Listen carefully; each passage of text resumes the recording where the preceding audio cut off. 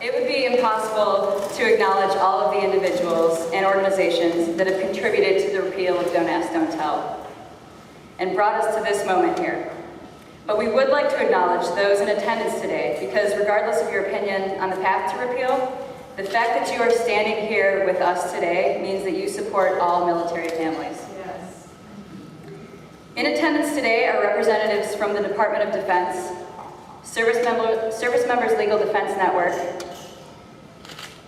the National Military Family Association, OutServe, Blue Star Families, Parents and Friends of Lesbians and Gays, the Forum on Military Chaplaincy, Human Rights Campaign, Rainbow Ribbon Project, Service Academy Gay and Lesbian Association, Nights Out, Helping Our Brothers and Sisters, the Veterans Administration, USO, Give an Hour, the Uniformed Services University Student Spouses Club, the National Network of Libraries of Medicine.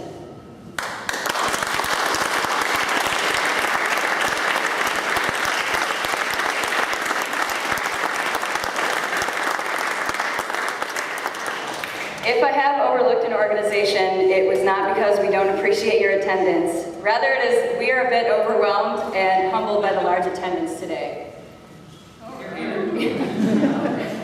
We would also like to acknowledge the service members, the veterans, and the military families. Thank you for being here today, and thank you all for your service to our country.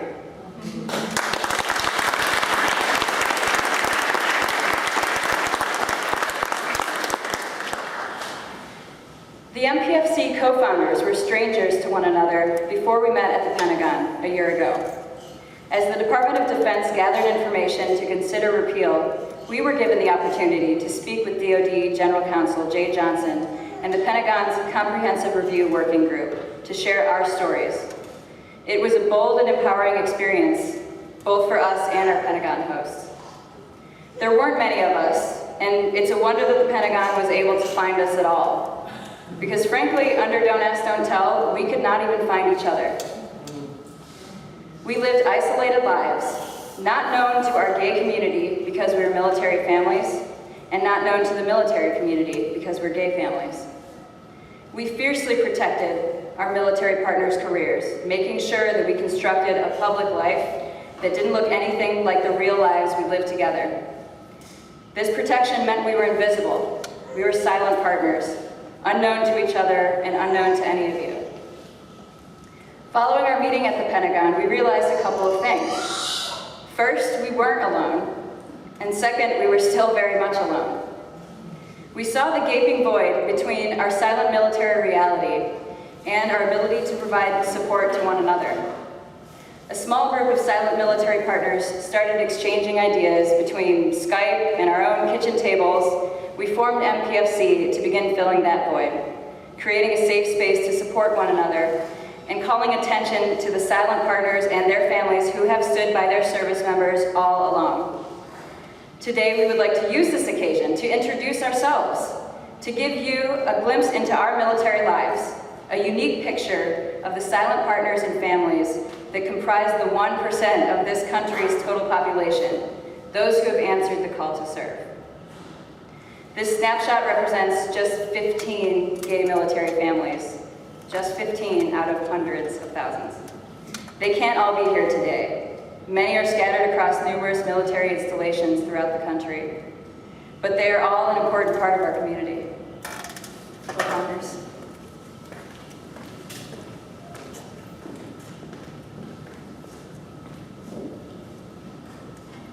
Collectively, we represent 406 years of military service and counting.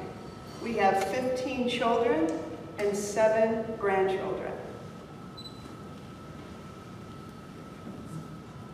Military service runs in our family. Our grandparents, our parents have served.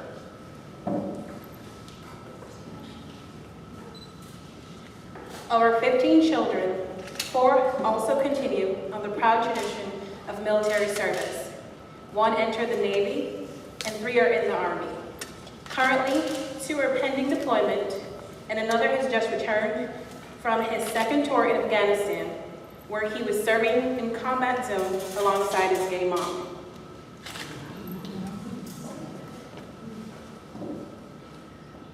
As lesbian and gay military families, we face the same unique challenge of today's military service with a decade-long conflict on two fronts. We have endured 32 deployments, 34 counting our children's deployments. 2 of our partners are currently deployed.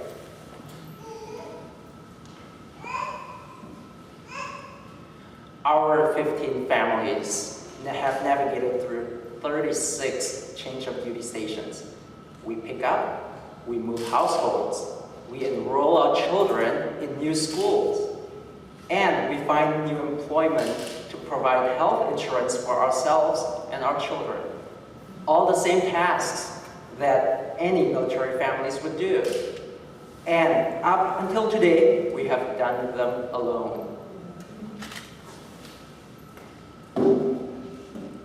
We are mothers, fathers, nurses, researchers, pre-law students, software engineers, Little League coaches, attorneys, PTA parents, security officers, educators, government civilians, psychologists, scientists, and grandmothers.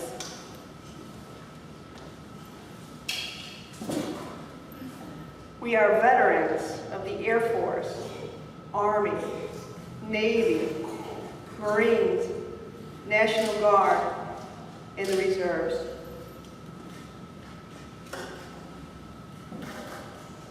Our children are faced with the same separation issues and emotional anxiety that all military children face when a parent deploys. Our military families, like many military families, are dealing with their service members returning as wounded warriors, struggling with PTSD, and the range of family issues that have become common as a result of America's current conflicts. If all of this sounds familiar, it's because we're just like all military families.